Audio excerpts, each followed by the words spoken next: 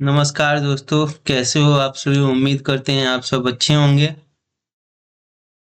तो चलिए हम लोग लुसेंट के जो कहानी नुमा इस सीरीज शुरू किए हैं उसके एपिसोड 11 आज हम देखेंगे।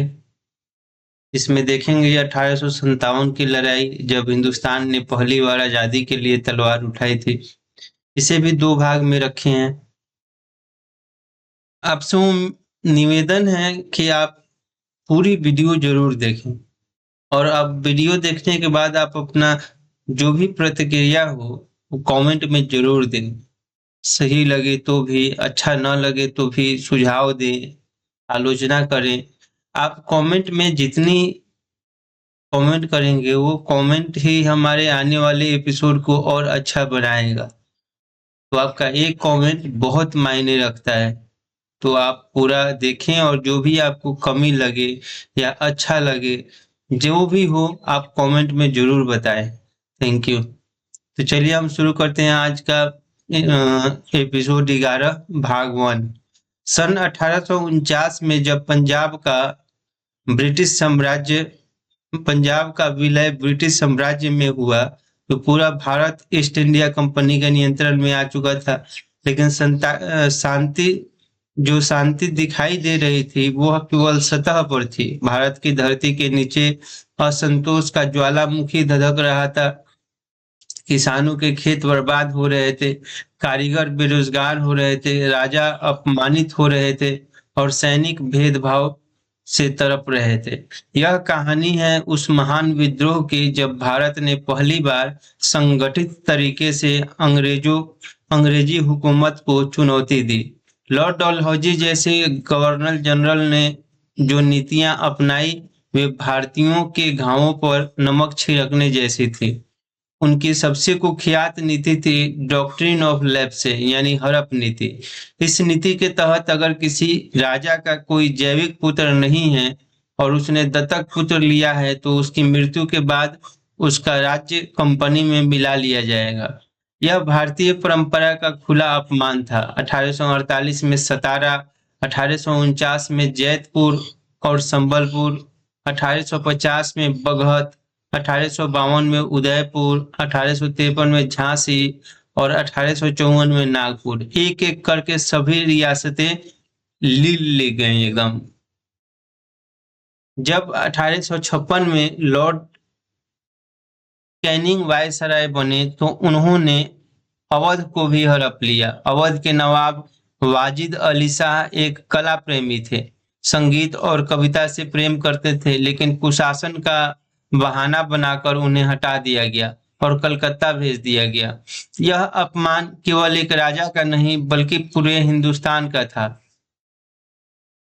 आर्थिक शोषण की कहानी तो और भी दर्दनाक थी। भारत जो भी सोने की चिड़िया कहलाता था अब भिखारी बन चुका था। अंग्रेजों ने भारतीय अर्थव्यवस्था की कमर तोड़ दी थी। ब्रिटेन की मशीनों में बना सामान भारत में सस्ते दामों में पर बिकने लगा, जिससे भारतीय कारीगर बेरोजगार हो गए। कभी दुनिया भर में अपने कपड़ों के लिए मशहूर भारतीय जुलाहे अब भूखे मर रहे थे। किसानों की हालत और भी खराब थी। भू राजस्व की दरें इतनी ऊंची थीं कि किसान कर्ज में डूब गए। 1770 में बंगाल में जो भयानक अकाल आया उसमें लाखों लोग मर गए, लेकिन कंपनी ने राजस्व वसूली बंद नहीं की। भारत का धन लगातार इंग्लैंड जा रहा था और बदले में कुछ नहीं मिल रहा था। इसे ड्रेन ऑफ वेल्थ यानी धन की निकासी कहा जाता है। धार्मिक और सामाजिक मामलों में अंग्रेजों का हस्तक्षेप एक और बड़ी समस्या थी। 1829 में लॉर्ड विलियम बेंटिंक ने सती प्रथा पर प्रतिबंध लगाया था। हालांकि यह एक अच्छा सामाजिक सुधार था, लेकिन कुछ रूढ़िवादियों हिंदुओं को लगा कि अंग्रेज उनके धर्म में दखल दे रहे हैं।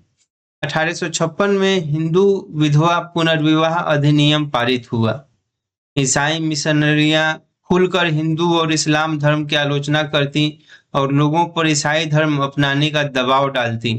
आम भारतीयों को लगने लगा कि अंग्रेज उन्हें ईसाई बनाना चाहते हैं, उनकी संस्कृति और धर्म को नष्ट करना चाहते हैं। लेकिन सबसे खतरनाक असंतोष था सेना में।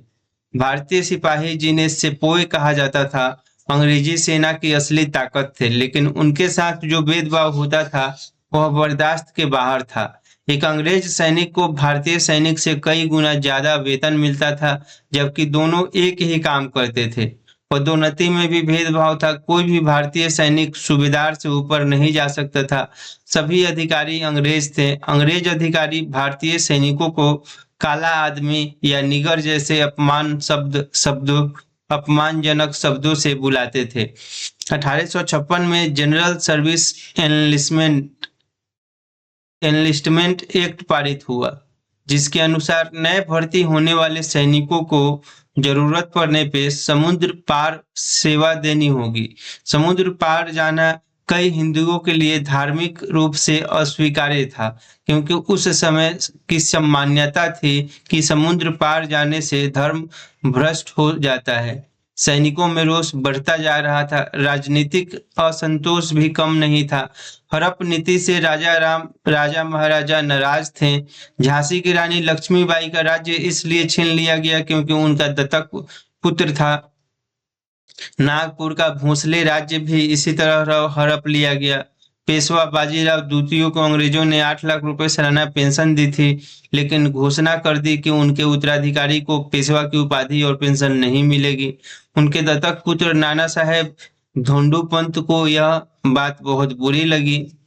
मुगल मुगल बादशाह बहादुर शाह जफर को मिलने वाली पेंशन और सम्मान भी कम कर दिया गया था। यह सब एक विस्फोट की तैयारी थी, बस एक चिंगारी की देर थी। वह चिंगारी आई 1857 की शुरुआत में, जब अंग्रेजी सेना में एनफील्ड राइफल दी जाने लगी। इस राइफल के कारतूस को इस्तेमाल करने से पहले दांतों से काटना पड़ता था। अचानक अफवाह फैल गई कि इन कारतूसों में गाय और सूअर की चर्बी लगी है। यह हिंदू और मुसलमान दोनों सैनिकों के लिए धार्मिक रूप से अपमानजनक था। हिंदुओं के लिए पवित्र गाय पवित्र है और मुसलमानों के लिए सूअर हराम है। सैनिकों ने इन कारतूसों का इस्तेमाल करने से मना कर दिया। अंग्रेज अधिकारियों ने इसे विद्रोह माना और कठोर सजा देने लगे। यह वह चिंगारी थी जो जलती हुई आग में गिरने वाली थी। 29 मार्च 1857 की सुबह बैरकपुर कोलकाता के पास की छावनी में एक युवा सिपाही ने इतिहास रच दिया। उसका नाम था मंगल पांडे। वह 34वीं बंगाल नेटिव इन्फेंट्री का सैनिक था और 1849 में 22 साल की उम्र में कंपनी की सेना में भर्ती हुआ था। उस दिन परेड ग्राउंड में मंगल पांडे ने अपने साथी सैनिकों को इकट्ठा किया और कहा कि अंग्रेज उन्हें चर्बी वाले कारतूस इस्तेमाल करने के लिए मजबूर कर रहे हैं, जो उनके धर्म के खिलाफ है। उसने ललकारा, आओ हम सब मिलकर विद्रोह करें। जब लेफ्टिनेंट ह्यूनस और सार्जेंट बफ उसे गिरफ्तार करने आए तो मंगल पांडे ने उन पर गोली चला दी। दोनों अधिकारी घायल हो गए। अंग्रेज अधिकारियों ने भारतीय सैनिकों को मंगल पांडे को गिरफ्तार करने का आदेश दिया, लेकिन कोई भी आगे नहीं बढ़ा। आखिरकार एक सैनिक शेख पलटू ने उन्हें पकड़वाया और बाद में वह गद्दार के रूप में कुख्यात हो गया। मंगल पांडे को सैन्य अदालत में पेश किया गया और 8 अप्रैल को फांसी की सजा सुनाई गई, लेकिन अंग्रेज डर गए और 18 अप्रैल को ही फांसी दे दी। फांसी के तख्ते पर झूलते पर जाते हुए मंगल पांडे ने कहा, मैं अपने देश और धर्म के लिए मर रहा हूँ। उनकी शहादत ने पूरे देश में आग लगा दी। 10 मई 1857 को मेरठ छावनी में असली तूफान आया। कुछ दिन पहले 85 सैनिकों ने चर्बी वाले कारतूस इस्तेमाल करने से मना कर दिया था। अंग्रेजों ने उन्हें 10 साल की कैद की सजा सुनाई और सार्वजनिक रूप से बेड़ियों में जकड़ दिया। यह अपमान असहनीय था। 10 मई की शाम तीसरी बंगाल नेटिव कैवलरी के सैनिकों ने विद्रोह कर दिया। मारो फिरंगी को के नारे लगाते हुए उन्होंने जेल तोड़कर अपने 85 साथियों को मुक्त करा दिया। अंग्रेज अधिकारियों और उनके परिवारों को मार डाला गया। घरों में आग लगा दी गई, लेकिन मेरठ में अंग्रेजों की संख्या अधिक थी, इसलिए विद्रोही सैनिकों ने फैसला किया कि वे दिल्ली जाएंगे और मुगल बादशाह बहादुर शाह जफर को अपना नेता घोषित करेंगे। 11 मई की सुबह जब मेरठ से आए विद्रोही सैनिक दिल्ली पहुंचे तो दिल्ली में तैनात भारतीय सैनिकों ने भी विद्रोह कर दिया। वे लाल किले पर चढ़ गए और 82 वर्षीय बहादुर शाह जफर को शाहजहां ए हिंदुस्तान घोषित कर दिया। बहादुर शाह एक शायर और कलाकार थे। राजनीति से ज्यादा शायरी में रुचि रखते थे। उनके पास कोई वास्तविक सत्ता नहीं थी। वे अंग्रेजों की पेंशन पर निर्भर थे, लेकिन अचानक एक आंदोलन का नेता बन गए। शुरुआत में वे हिचकिचाए क्योंकि जानते थे कि अंग्रेज बहुत शक्तिशाली हैं, लेकिन सैनिकों ने कहा, हुजूर, अगर आप हमारा साथ नहीं देंगे तो अंग्रेज आपको भी नहीं बख्शेंगे। अंततः बहादुर शाह ने विद्रोहियों का नेतृत्व स्वीकार किया। दिल्ली में विद्रोह की खबर जंगल में आग की तरह फैली और पूरे उत्तर भारत में विद्रोह की लहर दौड़ गई। दिल्ली का असली सैन्य नेतृत्व बरेली से आए अनुभवी सैनिक बख्त खान के हाथों में था। कानपुर में विद्रोह का चेहरा बना नाना साहब ढोंडू पंत। वह पेशवा बाजीराव द्वितीय का दत्तक पुत्र था और अंग्रेजों ने उनकी पेंशन बंद कर दी थी। उनके साथ थे तात्या टोपे, रामचंद्र पांडुरंग टोपे और अजीमुल्लाह खान। तात्या टोपे एक शानदार सैन्य रणनीतिकार थे। उनकी छापामार युद्ध की रणनीति अंग्रेजों के लिए सिरदर्द बन गई। जून 1857 में कानपुर की घेराबंदी शुरू हुई। अंग्रेज महिलाएं, बच्चे और सैनिक एक मोर्चे में फंस गए। 3 सप्ताह की भयंकर लड़ाई के बाद अंग्रेजों ने आत्मसमर्पण कर दिया। नाना साहेब ने उन्हें सती चौरा घाट से नाव द्वारा सुरक्षित जाने देने का वादा किया, लेकिन घाट पर गोलीबारी शुरू हो गई। यह सती चौरा घाट नरसंहार के नाम से कुख्यात हुआ। कई अंग्रेज मारे गए और बचे हुओं को बीबी घर नामक एक छोटे से घर में बंदी बना दिया गया। जब अंग्रेजी सेना कानपुर वापस लेने के लिए आ रही थी तो नाना साहब ने शहर छोड़ दिया और जाने से पहले बीबी घर में भी बंद सभी अंग्रेज महिलाओं और बच्चों को मार दिया गया। यह बीबी घर नरसंहार अंग्रेजों को इतना क्रोधित कर गया कि उन्होंने जनरल हैवलॉक के नेतृत्व में कानपुर पर फिर से कब्जा किया और भयानक बदला लिया। नील के कुंड में पकड़े गए विद्रोहियों को फांसी दी गई या तोप के मुंह से बांधकर उड़ा दिया गया। लखनऊ में विद्रोह की कमान संभाली बेगम हजरत महल ने। वह नवाब वाजिद अली शाह की बेगम थी। जब अंग्रेजों ने अवध को हड़प लिया और वाजिद अली शाह को कलकत्ता भेज दिया तो बेगम ने अपने बेटे विरजिस कद्र को अवध का नवाब घोषित कर दिया। बेगम हजरत महल कोई साधारण महिला नहीं थी। वह खुद मोर्चे पर जाकर सैनिकों का हौसला बढ़ाती। उन्होंने घोषणा की, हम अपनी आजादी के लिए लड़ेंगे, चाहे कुछ भी हो जाए। लखनऊ में अंग्रेज रेजिडेंसी में घिर गए और 27 दिनों की घेराबंदी हुई। 27 सितंबर 1857 में जनरल हैवलॉक और जनरल आउटरैम ने घेरा तोड़ा, लेकिन मार्च 1858 तक लखनऊ पर पूरी तरह अंग्रेजी नियंत्रण नहीं हो सका। अंततः सर कॉलिन कॉम्पबेल ने लखनऊ पर कब्जा कर लिया और बेगम हजरत महल अपने बेटे ब्रिजिस कद्र के साथ नेपाल भाग गई। झांसी की कहानी रानी लक्ष्मीबाई की कहानी है, जो भारतीय इतिहास में वीरता का पर्याय बन गई। उनका असली नाम मणिकर्णिका था और 1842 में उनका विवाह झांसी के महाराजा गंगाधर राव नेवलकर से हुआ। 1851 में उन्होंने एक पुत्र को जन्म दिया, लेकिन 4 महीने बाद उसकी मृत्यु हो गई। महाराजा ने आनंद राव नाम के एक बच्चे को गोद लिया और उसका नाम दामोदर राव रखा। 1853 में महाराजा की मृत्यु हो गई और अंग्रेजों ने डॉक्ट्रिन ऑफ लैप्स के तहत झांसी को हड़प लिया। रानी को केवल 60,000 रुपए सालाना पेंशन दी गई। रानी ने गर्जना की, मैं अपनी झांसी नहीं दूंगी। जून 1857 में झांसी में भी विद्रोह फूट पड़ा। रानी ने शुरुआत में तटस्थ रहने की कोशिश की, लेकिन जब विद्रोही सैनिकों ने झांसी के किले में आश्रय मांगा तो उन्होंने स्वीकार कर लिया। मार्च 1858 में सर ह्यू रोज के नेतृत्व में अंग्रेजी सेना ने झांसी को घेर लिया। रानी ने पुरुषों की तरह कवच पहना, हाथ में तलवार ली और युद्ध किया। उन्होंने एक महिला सेना का गठन किया।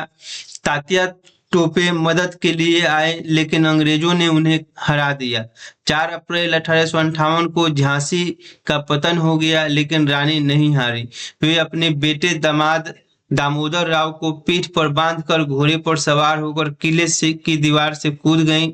रानी कालपी और फिर ग्वालियर गईं। ग्वालियर में उन्होंने फिर से अंग्रेजों से युद्ध किया। 18 जून 1858 को ग्वालियर के पास कोटा की सराय में लड़ते हुए रानी वीरगति को प्राप्त हुई। वे केवल 23 साल की थीं। अंग्रेज जनरल ह्यू रोज ने स्वीकार किया कि वह सभी विद्रोही नेताओं में सबसे बहादुर और सबसे खतरनाक थे। बिहार में जगदीशपुर के 86 वर्षीय जमींदार कुंवर सिंह ने साबित कर दिया कि साहस की कोई उम्र नहीं होती। उन्होंने अंग्रेजों के खिलाफ छापामार युद्ध की रणनीति अपनाई। अचानक हमला करते और फिर गायब हो जाते। अंग्रेज उन्हें पकड़ नहीं पाते थे। आरा में उन्होंने अंग्रेजों को घेर लिया और 30 जुलाई 3 अगस्त 1857 तक यह घेराबंदी चली। एक बार युद्ध में कुंवर सिंह का बायां हाथ गोली लगने से घायल हो गया। गैंग्रीन फैलने के डर से उन्होंने खुद अपनी तलवार से अपना हाथ काट दिया और गंगा नदी में फेंक दिया। उन्होंने कहा, गंगा मैया, यह मेरी भेंट स्वीकार करो। 26 अप्रैल 1858 को एक लड़ाई में वे फिर से घायल हो गए और 23 मई 1858 को उन्होंने अपनी जगदीशपुर की हवेली में अंतिम सांस ली। मौलवी अहमदुल्लाह शाह हैदराबाद में शिक्षित हुए और युवा अवस्था में प्रचारक बन गए। 1856 में उन्हें गांव-गांव घूमते हुए देखा गया, जहां वे अंग्रेजों के खिलाफ जिहाद का प्रचार करते। जब वे लखनऊ पहुंचे तो पुलिस ने उन्हें रोक दिया और फैजाबाद जेल में डाल दिया। विद्रोह के दौरान वे मुक्त हो गए और लखनऊ में अंग्रेजों के खिलाफ लड़े। बड़ौत परगना में शाह मल ने 84 देश के मुखियाओं और किसानों को संगठित किया। वे रात में गांव-गांव जाकर लोगों से अंग्रेजों के खिलाफ विद्रोह करने का आग्रह करते। बरेली में खान बहादुर खान और इलाहाबाद में लियाकत अली ने भी विद्रोह का नेतृत्व किया। लेकिन विद्रोह की एक बड़ी त्रासदी यह थी कि कुछ भारतीय राजाओं ने अंग्रेजों का साथ दिया। ग्वालियर के महाराजा जयाजी राव सिंधिया, हैदराबाद के निजाम, भोपाल की बेगम, पाटियाला नाभाजिंद के सिख राजा और नेपाल के राणा जंग बहादुर ने अंग्रेजों की मदद की। अगर ये राजा तटस्थ भी रहते तो शायद विद्रोह का परिणाम अलग होता। विद्रोह की असफलता के कई कारण थे। यह मुख्यतः उत्तर और मध्य भारत तक सीमित था। दक्षिण भारत, बंगाल, पंजाब और उत्तर पश्चिम में विद्रोह नहीं फैला। विद्रोहियों में कोई केंद्रीय नेतृत्व या योजना नहीं थी। हर जगह अलग-अलग नेता अपने-अपने तरीके से लड़ रहे थे। अंग्रेजों के पास आधुनिक बंदूकें और तोपें थी, जबकि विद्रोहियों के पास पुराने हथियार थे। संचार की कमी के कारण विद्रोही एक दूसरे की मदद समय पर नहीं कर पाते थे। सबसे बड़ी कमजोरी यह थी कि विद्रोही पुराने जमींदारी और राजशाही व्यवस्था को वापस लाना चाहते थे, न कि एक नए आधुनिक भारत का निर्माण।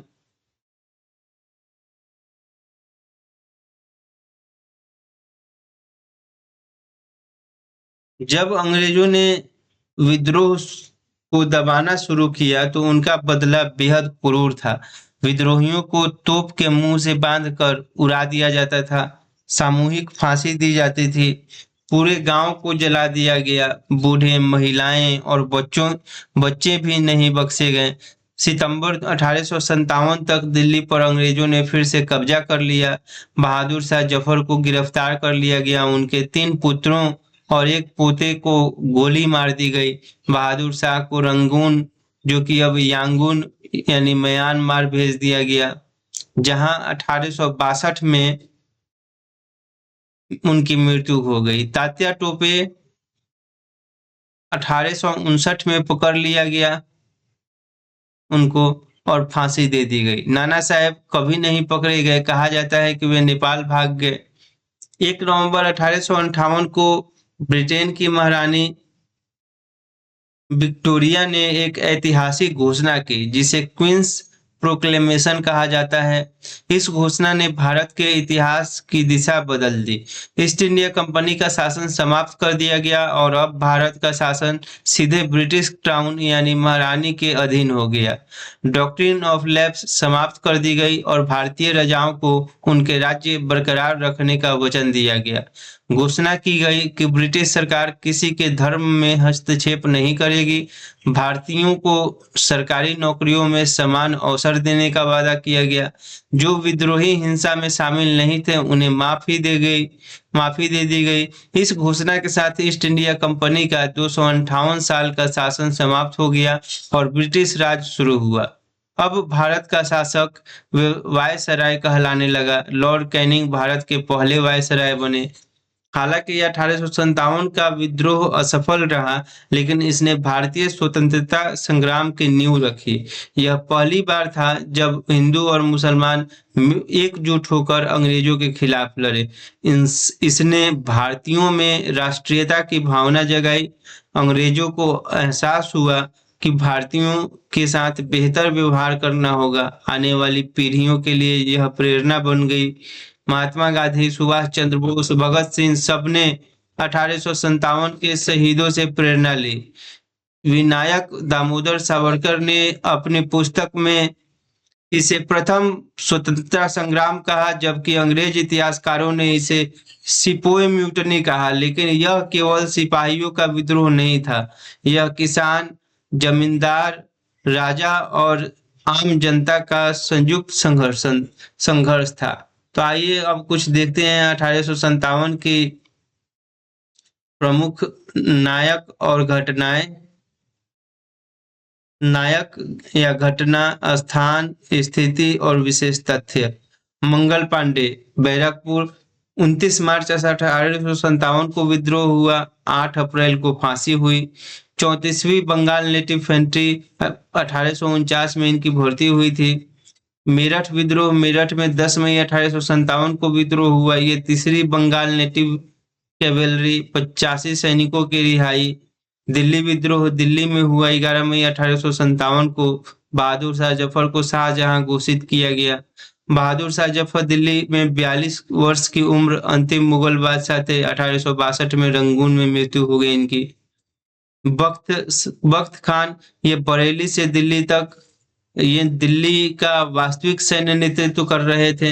नाना साहब कानपुर, जून 1857 में पेशवा बाजीराव द्वितीय के दत्तक पुत्र थे। तात्या टोपे कानपुर, अप्रैल 1859 में फांसी हुई। महान छापामार योद्धा थे। अजीमुल्ला खान, ये कानपुर के थे, नाना साहब के सहयोगी थे। रानी लक्ष्मीबाई, ये झांसी के थे। 18 जून 1858 को शहादत हुई इनकी 23 वर्ष की उम्र में। ग्वालियर में वीर गति को प्राप्त हुई। बेगम हजरत महल, लखनऊ, 27 दिन घेराबंदी, बिरजिस कद्र को नवाब घोषित किया। कुंवर सेन, ये जगदीशपुर बिहार से, 23 मई 1858 की मृत्यु, ये 46 वर्ष की उम्र में लड़े। मौलवी अहमदुल्लाह शाह, ये लखनऊ फैजाबाद, 1856 से सक्रिय थे। धार्मिक प्रचारक और योद्धा थे। शाह मल, ये बरौत, उत्तर प्रदेश, किसान नेता और 84 देशी थे। खान बहादुर खान, बरेली में विद्रोह संभाले थे। लियाकत अली, इलाहाबाद में विद्रोह के नेता थे। अंग्रेजों के भारतीय सहयोगी यानी गद्दार, जयाजी राव सिंधिया, ग्वालियर के महाराजा, अंग्रेजों की मदद की।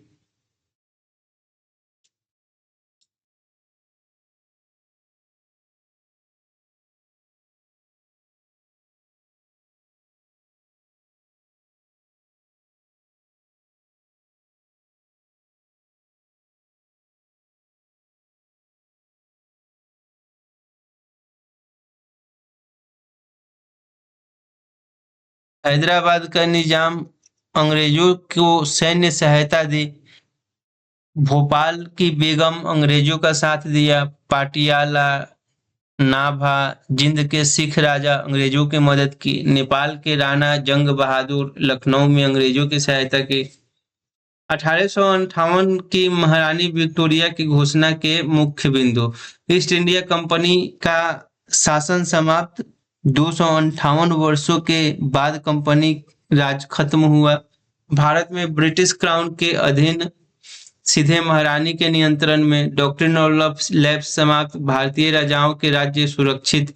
धार्मिक सहिष्णुता की घोषणा। धर्म में कोई हस्तक्षेप नहीं। सरकारी नौकरियों में समान अवसर भारतीयों का वादा किया गया। विद्रोहियों को माफी। हिंसा में शामिल नहीं लोगों को छोड़ा गया। लॉर्ड कैनिंग भारत के पहले वायसराय बने। रानी लक्ष्मीबाई के बारे में सुभद्रा कुमारी चौहान ने लिखा था कि बुंदेल हर बोलो के मुंह में हमने सुनी कहानी थी। खूब लड़ी मर्दानी वह तो झांसी वाली रानी थी। 1857 की क्रांति ने भविष्य के स्वतंत्रता संग्राम की नींव रखी। इसने दिखाया कि हिंदू मुस्लिम एकता से बड़ी ताकत कोई नहीं। इसने सिखाया कि आजादी के लिए हर कुर्बानी छोटी है। 90 साल बाद 15 अगस्त 1947 को भारत आजाद हुआ, लेकिन 1857 के शहीदों का सपना था जो पूरा हुआ। भाग 2। 1858 से 1905 जब भारत में एक नई सुबह हुई, लेकिन आजादी अभी दूर थी। जब 1857 के विद्रोह की आखिरी चिंगारी भी बुझ गई, तो भारत की धरती पर खून के धब्बे और राख के ढेर बिखरे थे। लेकिन एक बात साफ हो चुकी थी। ब्रिटिश सरकार को यह समझ आ गया था कि भारत को अब वैसे नहीं चलाया जा सकता जैसे पहले चलाया जा रहा था। ईस्ट इंडिया कंपनी जो 258 वर्षों से व्यापार के नाम पर भारत पर राज कर रही थी, अब वह अपनी आखिरी सांसें ले रही थी। यह कहानी है उस संक्रमण काल की जब भारत में कंपनी का राज खत्म हुआ और महारानी विक्टोरिया के नाम पर ब्रिटिश राज की शुरुआत हुई। यह कहानी है उन वायसरायों की जिन्होंने भारत को बदलने की कोशिश की, और यह कहानी है उन भारतीय नेताओं की जिन्होंने विद्रोह की हिंसा की जगह संवैधानिक तरीकों से आजादी की मांग शुरू की। 1 नवंबर 1858 को इलाहाबाद में एक भव्य दरबार लगाया गया। लॉर्ड कैनिंग ने महारानी विक्टोरिया की घोषणा पढ़कर सुनाई, जिसे क्वींस प्रोक्लेमेशन कहा जाता है। यह घोषणा भारत के इतिहास में एक मोड़ बिंदु था। महारानी ने कहा कि हम ईस्ट इंडिया कंपनी के सभी अधिकार, संपत्ति और शक्तियां अपने हाथों में लेते हैं। 258 वर्षों के बाद कंपनी का शासन समाप्त हो गया। अब भारत ब्रिटिश क्राउन यानी महारानी के सीधे नियंत्रण में आ गया। गवर्नर जनरल अब वायसराय कहलाने लगे। महारानी के प्रतिनिधि, जिनको कहा जाता था, लॉर्ड कैनिंग भारत के पहले वायसराय बने, हालांकि वे आखिरी गवर्नर जनरल भी थे। महारानी की घोषणा में कई महत्वपूर्ण वादे किए गए। पहला, लॉर्ड डलहौजी की कुख्यात डॉक्ट्रिन ऑफ लैप्स यानी हड़प नीति को समाप्त कर दिया गया। भारतीय राजाओं को आश्वासन दिया गया कि उनके राज्य सुरक्षित रहेंगे और उनके दत्तक पुत्रों को मान्यता दी जाएगी। दूसरा, घोषणा की गई कि ब्रिटिश सरकार किसी के धर्म में हस्तक्षेप नहीं करेगी। हिंदू, मुसलमान, सिख, ईसाई सभी को अपने धर्म का पालन करने की स्वतंत्रता होगी। तीसरा, वादा किया गया कि भारतीयों को सरकारी नौकरियों में समान अवसर दिए जाएंगे। चौथा, जो विद्रोही हिंसा में सीधे शामिल नहीं थे, उन्हें माफी दे दी गई। लेकिन यह सब सिर्फ कागजी वादे थे। वास्तविकता यह आने वाला समय ही बताने वाला था। लॉर्ड कैनिंग 1856 से 1862 का कार्यकाल विद्रोह के दौरान और बाद में रहा। उन्होंने विद्रोह को दबाया, लेकिन अत्यधिक क्रूरता के खिलाफ भी थे। इसलिए अंग्रेज अधिकारियों ने उन्हें क्लीमेंसी कैनिंग यानी दयालु कैनिंग कहकर उपहास किया। उनके समय में 1857 में कलकत्ता, बॉम्बे और मद्रास में विश्वविद्यालय की स्थापना हुई। 1858 में पहली बार इनकम टैक्स लगाया गया। 1859 से 60 में बंगाल में नील विद्रोह हुआ, जिसमें किसानों ने नील की खेती के खिलाफ आंदोलन किया, क्योंकि अंग्रेज बगान मालिक उन्हें जबरन नील उगाने के लिए मजबूर करते थे। 1860 में इंडियन पेनल कोड आईपीसी और 1861 में code of criminal procedure CrPC लागू हुए, जो आज भी भारत में कानून के आधार हैं। अभी तक तो थे, बदले गए हैं। अभी भारतीय न्याय संहिता उनका नाम हुआ है। 1861 में इंडियन हाई कोर्ट एक्ट पारित हुआ और कोलकाता, बॉम्बे और मद्रास में हाई कोर्ट की स्थापना हुई। लॉर्ड लॉरेंस 1864 से 69 के समय यूरोप के साथ टेलीग्राफिक संचार शुरू हुआ। 1871 में पहली बार भारत में जनगणना हुई।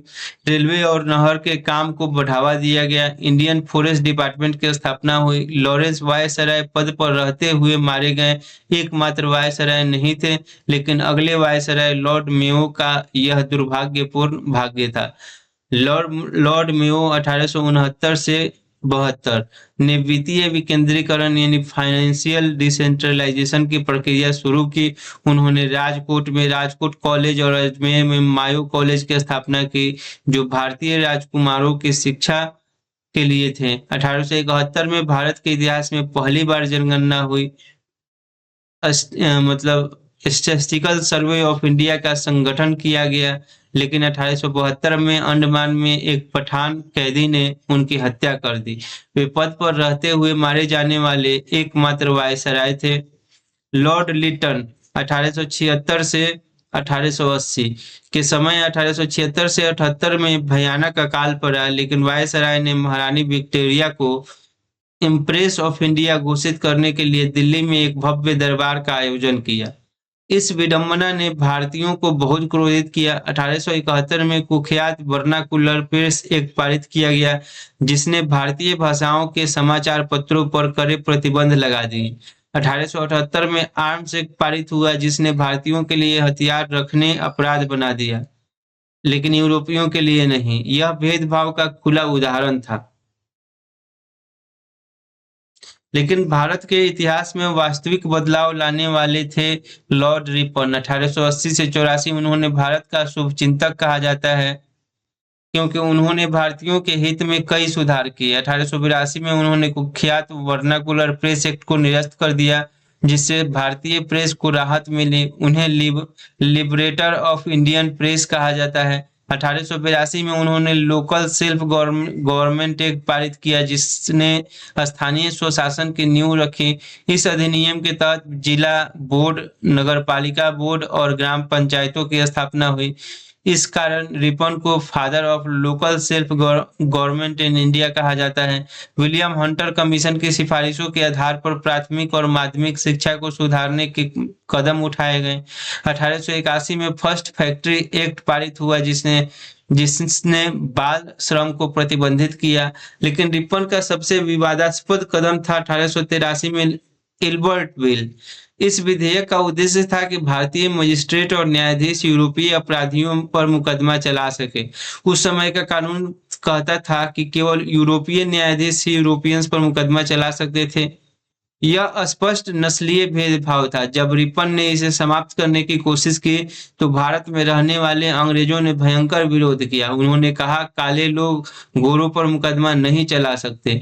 अंत में रिपन को झुकना पड़ा और विधेयक को इतना कमजोर कर दिया गया कि वह लगभग निरर्थक हो गया। यह घटना भारतीयों के लिए आंख खोलने वाली थी। उन्हें समझ आ गया कि अंग्रेज कभी भी स्वेच्छा से समानता नहीं देंगे।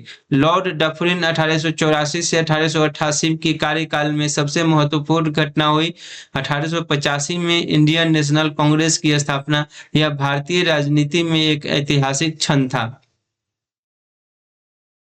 1885 के दिसंबर में बॉम्बे, जो कि अब मुंबई है, के गोकुलदास तेजपाल संस्कृत कॉलेज में 72 प्रतिनिधियों की एक सभा हुई। यह इंडियन नेशनल कांग्रेस का पहला अधिवेशन था। लेकिन इस संगठन को बनाया किसने? कहानी काफी दिलचस्प है। एलन ऑक्टेवियन ह्यूम, जिनको एवो ह्यूम कहा जाता है, एक सेवानिवृत्त अंग्रेज आईसीएस अधिकारी थे। वे पक्षी विज्ञान में रुचि रखते थे और भारतीयों के प्रति सहानुभूति भी। 1857 के विद्रोह ने उन्हें सोचने पर मजबूर कर दिया था कि अगर भारतीयों की शिकायतों को सुनने के लिए कोई मंच नहीं होगा, तो फिर से विस्फोट हो सकता है।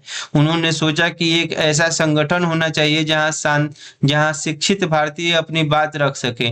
तत्कालीन वायसराय लॉर्ड डफरिन ने भी इसकी अनुमति मिली। से उनको मतलब उन्होंने भी अनुमति दे दी। कुछ इतिहासकारों का मानना है कि कांग्रेस अंग्रेजों की सेफ्टी वाल्व यानी सुरक्षा वाल्व थी, जिससे भारतीयों का गुस्सा नियंत्रित तरीके से निकल सके। लेकिन बाद में यही संगठन आजादी की लड़ाई का सबसे बड़ा मंच बन गया। पहले अधिवेशन के अध्यक्ष थे व्योमेश चंद्र बनर्जी यानी डब्ल्यू.सी. बनर्जी। 72 प्रतिनिधियों में ज्यादातर वकील, पत्रकार, शिक्षक और जमींदार थे। ये सभी शिक्षित मध्यम वर्ग से थे।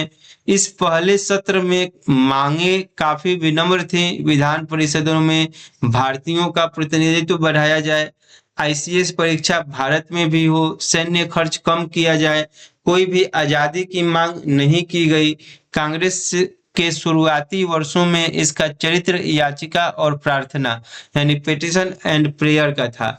कांग्रेस की शुरुआती दौर 1885 से 1905 को नरम दल या मॉडरेट फेज का दौर कहा जाता है। इस दौर के प्रमुख नेताओं में थे दादा भाई नौरोजी, उन्हें grand old man of India कहा जाता है। वे पारसी समुदाय से थे और एक महान अर्थशास्त्री थे। उन्होंने अपनी पुस्तक poverty and un British rule in India में ड्रेन ऑफ वेल्थ यानी धन की निकासी का सिद्धांत प्रस्तुत किया। उन्होंने साबित किया कि ब्रिटिश भारत से हर साल करोड़ों रुपए की संपत्ति इंग्लैंड ले जा रहे हैं। 1892 में वे ब्रिटिश संसद में चुने जाने वाले पहले भारतीय बने। उन्होंने 3 बार कांग्रेस की अध्यक्षता की। 1886 में कोलकाता, 1893 में लाहौर और 1906 में कोलकाता।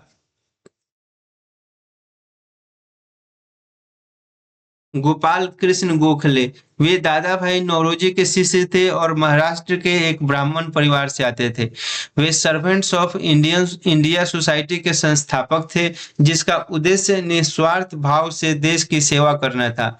महात्मा गांधी उन्हें अपना राजनीतिक गुरु मानते थे। वे गोखले ने कहा था कि जो शासन करना चाहता है उसे पहले सेवा करना सीखना चाहिए। वे संवैधानिक तरीकों में विश्वास रखते थे और हिंसा के सख्त खिलाफ थे।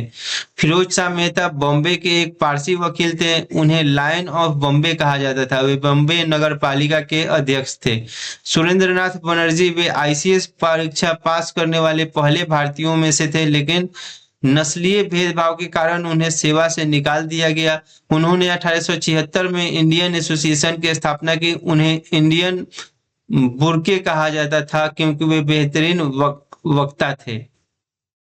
महादेव गोविंद रानाडे, वे एक न्यायाधीश, विद्वान और समाज सुधारक थे। उन्होंने विडो रीमैरिज एसोसिएशन और पूना सार्वजनिक सभा की स्थापना की।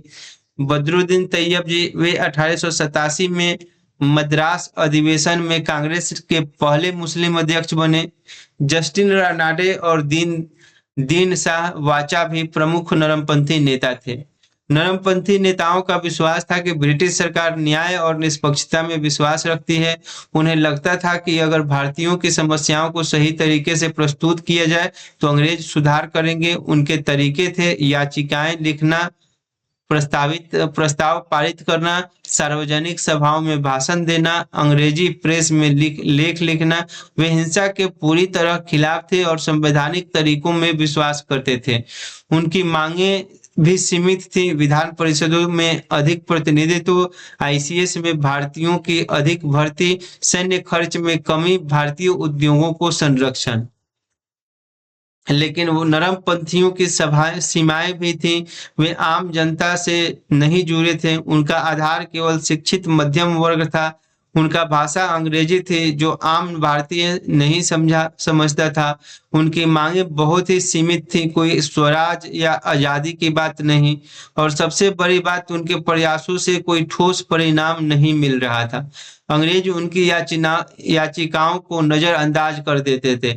जैसे जैसे समय बीतता गया, युवा पीढ़ी को लगने लगा कि नरमपंथी नेताओं के तरीके काम नहीं कर रहे। वे पॉलिटिकल मेंडिकेंसी यानी राजनीतिक भिक्षावृत्ति कर रहे हैं। कुछ युवा नेता सोचने लगे कि अधिक आक्रामक तरीके अपनाने की जरूरत है। यही वो समय था जब गरम दल यानी एक्सट्रीमिस्ट्स का उदय हुआ। इस बीच अन्य वायसरायों ने भी भारत पर शासन किया। लॉर्ड लैंसडाउन 1888 से 1894 के समय 1891 में सेकेंड फैक्ट्री एक्ट पारित हुआ। लॉर्ड एलिंग द्वितीय 1894 से 1899 के समय 1896 से 97 में भयंकर अकाल पड़ा। और फिर आए लॉर्ड कर्जन 1899 से 1905, एक ऐसा वायसराय जिसने अपनी महत्वाकांक्षा और अहंकार से भारतीय राष्ट्रवाद को एक नई दिशा दे दी। कर्जन बेहद प्रतिभाशाली लेकिन घमंडी था। उन्होंने कहा था, जब तक सूरज आकाश में चमकता रहेगा तब तक ब्रिटिश राज भारत में रहेगा। उन्होंने कई सुधार किए। 1904 में इंडियन यूनिवर्सिटीज एक्ट पारित किया, जिससे विश्वविद्यालयों पर सरकारी नियंत्रण बढ़ गया। 1904 में एंशिएंट मॉन्यूमेंट्स प्रोटेक्शन एक्ट पारित किया, जिससे भारतीय संस्कृति धरोहर को संरक्षित करने के लिए आर्कियोलॉजी सर्वे ऑफ इंडिया की स्थापना हुई। पुलिस प्रशासन में सुधार के लिए पुलिस कमीशन नियुक्त किया। 1899 में इंडियन क्वाइनेज और पेपर करेंसी एक्ट पारित करके भारत को गोल्ड स्टैंडर्ड पर लाया। लेकिन कर्जन का सबसे विवादास्पद कदम था 16 अक्टूबर 1905 को बंगाल का विभाजन। उन्होंने बंगाल प्रेसिडेंसी को दो भागों में बांट दिया। बंगाल, पश्चिम बंगाल, बिहार और उड़ीसा के हिस्से हिंदू बहुल और पूर्वी बंगाल तथा असम मुस्लिम बहुल। कर्जन ने कहा कि यह प्रशासनिक सुविधा के लिए है क्योंकि बंगाल बहुत बड़ा प्रांत था, लेकिन वास्तविक उद्देश्य था डिवाइड एंड रूल। बंगाल राष्ट्रवाद का केंद्र था और अंग्रेज इसे कमजोर करना चाहते थे। हिंदुओं और मुसलमानों के बीच फूट डालकर बंगाली राष्ट्रवाद को तोड़ना चाहते थे। यह विभाजन भारतीयों के लिए अपमान की पराकाष्ठा थी। पूरे बंगाल में प्रतिरोध की लहर दौड़ गई। वंदे मातरम के नारे गूंजने लगे। रविन्द्रनाथ टैगोर ने गीत लिखे। लोगों ने राखी बांधकर हिंदू मुस्लिम एकता का प्रदर्शन किया और सबसे महत्वपूर्ण स्वदेशी आंदोलन शुरू हुआ। देशी विदेशी वस्तुओं का बहिष्कार और स्वदेशी वस्तुओं का उपयोग। विदेशी कपड़ों की होली जलाई जाने लगी। यह पहली बार था जब भारतीय राष्ट्रवाद ने इतना व्यापक और आक्रामक रूप लिया। बंगाल विभाजन ने भारतीय राजनीति में एक नए युग की शुरुआत की। नरमपंथियों की याचिकाओं का समय खत्म हो रहा था। अब लाल बाल पाल का समय आ रहा था। लाला लाजपत राय, बाल गंगाधर तिलक और बिपिन चंद्र पाल, ये थे गर्मपंथी नेता जो कहते थे स्वराज्य हमारा जन्मसिद्ध अधिकार है और हम इसे लेकर रहेंगे। 1858 से 1905 तक के प्रमुख वायसराय। लॉर्ड कैनिंग 1856 से 62, पहले और आखिरी गवर्नर जनरल। पहले वायसराय 1857 का विद्रोह इनके नेतृत्व में हुआ। महारानी की घोषणा 1858 में हुई। कलकत्ता, बॉम्बे, मद्रास विश्वविद्यालय 1857 में। आईपीसी 1860 और सीआरपीसी 1861 ये कैनिंग के टाइम में। इनकम टैक्स 1858, नील विद्रोह 59 से 60 कैनिंग के टाइम में। लॉर्ड लॉरेंस 1864 से 69, यूरोप से टेलीग्राफिक संचार। हाई कोर्ट स्थापना 1865, रेलवे और नहर विस्तार। Indian forest department. Lord Mayo 69 से 72, वित्तीय विकेंद्रीकरण। पहली जनगणना 1871, मायो कॉलेज अजमेर। और 1872 में अंडमान में हत्या इसकी हो गई थी। लॉर्ड लिटन 1876 से 80, 1876 से 78 भयंकर अकाल। दिल्ली दरबार विक्टोरिया को इम्प्रेस घोषित। Vernacular press act 1878, arms act 1878। Lord Ripon 1880 से 84, भारत का शुभचिंतक किसे कहा जाता है। इसने वर्नाकुलर प्रेस एक्ट को निरस्त किया 1882 में। लोकल सेल्फ गवर्नमेंट एक्ट पारित किया 1882 में। इल्बर्ट बिट 1883 में और फर्स्ट फैक्ट्री एक्ट 1881 और विलियम हिंटर कमीशन की स्थापना इसी के टाइम में रिपन के। लॉर्ड डफरिन 1884 से 1888, इंडियन नेशनल कांग्रेस की स्थापना 1885 में इसके समय हुआ। लॉर्ड लैंसडाउन 1888 से 1894, second factory act 1891, civil services को इंपीरियल, प्रोविंशियल और सबऑर्डिनेट में बांटा गया। लॉर्ड एल्गिन सेकेंड, ये 1894 1899, इसके समय में ही 1896 से 97 का भयंकर अकाल पड़ा।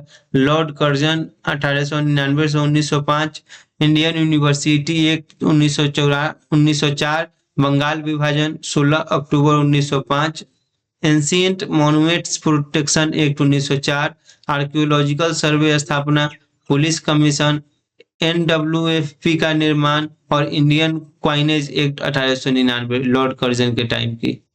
इंडियन नेशनल कांग्रेस के शुरुआती अधिवेशन 1885 में बॉम्बे में हुई। इसकी अध्यक्षता व्योमेश चंद्र बनर्जी ने की। ये पहला अधिवेशन था, इसमें 72 प्रतिनिधि थे।